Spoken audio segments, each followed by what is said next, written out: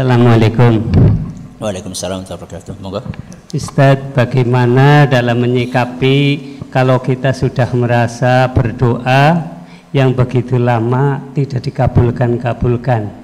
Itu langkah berikutnya kita harus bagaimana? Kadang-kadang di dalam diri kita ada suudzon terhadap Allah. Iya, itu aja. Terima kasih. Bagaimana sikap kita kalau kita lama berdoa kok belum dikabulkan? Satu, introspeksi diri. Mungkin kita tidak memenuhi kriteria orang yang doanya dikabulkan.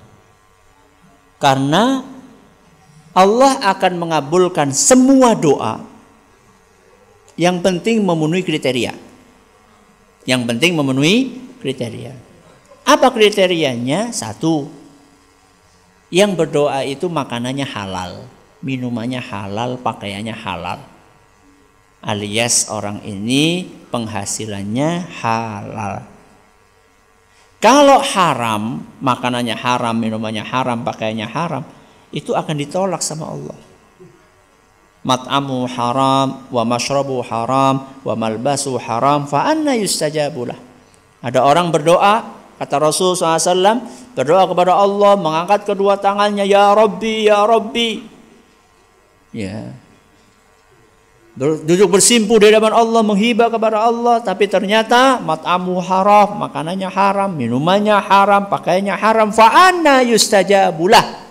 Kata Rasulullah SAW, bagaimana mungkin orang yang seperti ini akan dikabulkan doanya? Maka yang pertama, apa? Introspeksi diri. Yang kedua, kita harus paham, Allah mengabulkan doa, caranya beda-beda. Allah mengabulkan doa, caranya beda-beda. Semua dikabulkan, cuman caranya beda-beda. Cara gimana, Ustaz? Ada orang minta A, dikasih sama Allah A. Ada orang minta A, dikasih sama Allah A. Ini cara yang pertama. Ada orang minta sama Allah A, dikasih sama Allah B. Karena Allah tahu lebih baik buat dia dikasih B.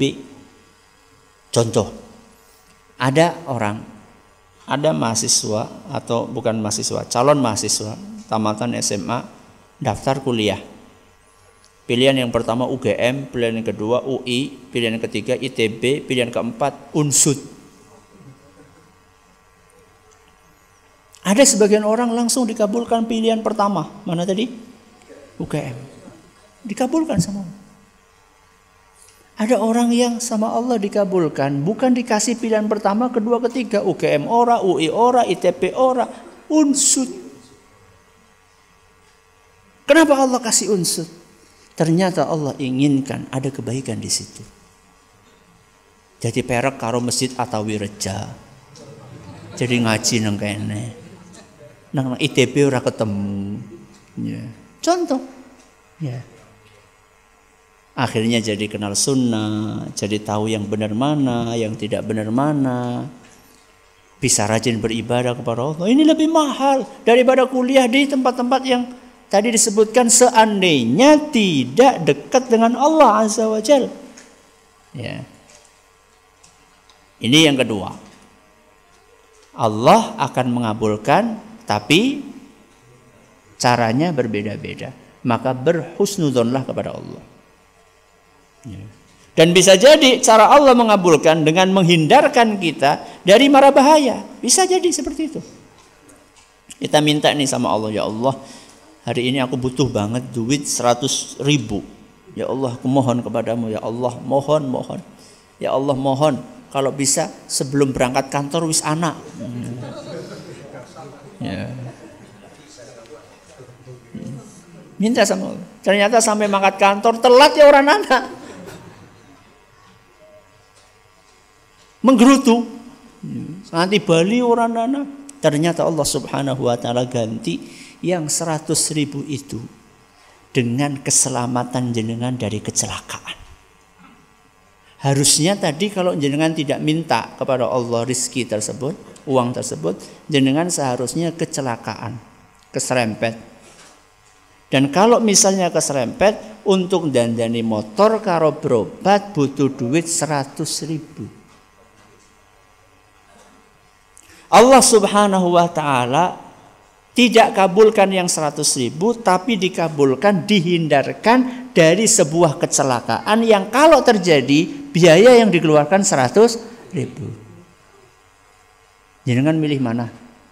Diwe duit 100.000 kecelakaan terus berobat entong. Apa orang diwe 100.000 terus orang kecelakaan, orang entong akan duit 100.000. Milih yang mana? Orang kecelakaan duit 100.000. Itu namanya ngatur Allah. Ya. Kita minta sama Allah, terserah Allah kasih berapa.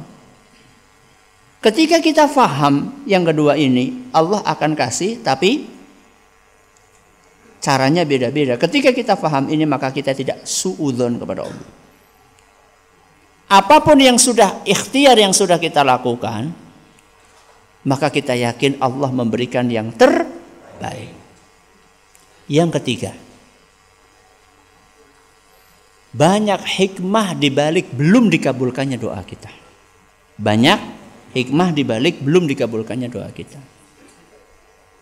Kita sudah introspeksi diri. Ya Allah Ustaz, saya sudah berusaha, insya Allah halal Ustaz. Saya juga sudah pikir-pikir, kayaknya juga Allah belum kasih gantinya. Tapi kenapa kok juga belum dikabulkan juga? Yang ketiga, ada hikmah kebaikan. Apa itu? Pahala. Pahala. Saya tanya, doa itu ibadah atau bukan? Ibadah. Berarti kalau kita lakukan dapat pahala? Doa sekali sama 2 kali pahalanya besar mana? 2 kali. 2 kali sama 100 kali besar mana?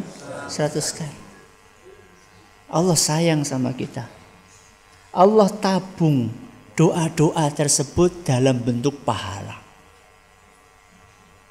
Demi Allah, ketika ibadah yang kita lakukan itu tulus, murni, sesuai tuntunan, tidak akan pernah hilang. Seandainya Allah berkehendak, tidak akan pernah hilang, tidak akan sia-sia. Doa-doa yang kita panjatkan belum dikabulkan sama Allah, itu nanti di hari kiamat akan diubah oleh Allah menjadi pahala. Makanya ada sebagian orang yang kaget ketika nanti menghadap kepada Allah di hari kiamat, melihat catatan amalannya. Gitu nih pahalanya kayak temen kangen di. Perasaan dulu saya amalnya nggak sebanyak ini. Ternyata itu adalah tumpukan doa-doa yang belum dikabulkan sama Allah saat kita di dunia, oleh Allah diganti dengan pahala. Menurut jenengan, pahala itu yang Allah tumpuk buat kita nanti, yang Allah simpan buat kita, sama dikabulkannya doa kita di dunia, mahal mana? Pahala lebih mahal demi Allah. Jenengan minta motor, ternyata sampai mati kur duwe sepeda ondel. Padahal dongane 70 tahun. Ya Allah, saya mohon motor. Sampai mati sama Allah nggak dikasih.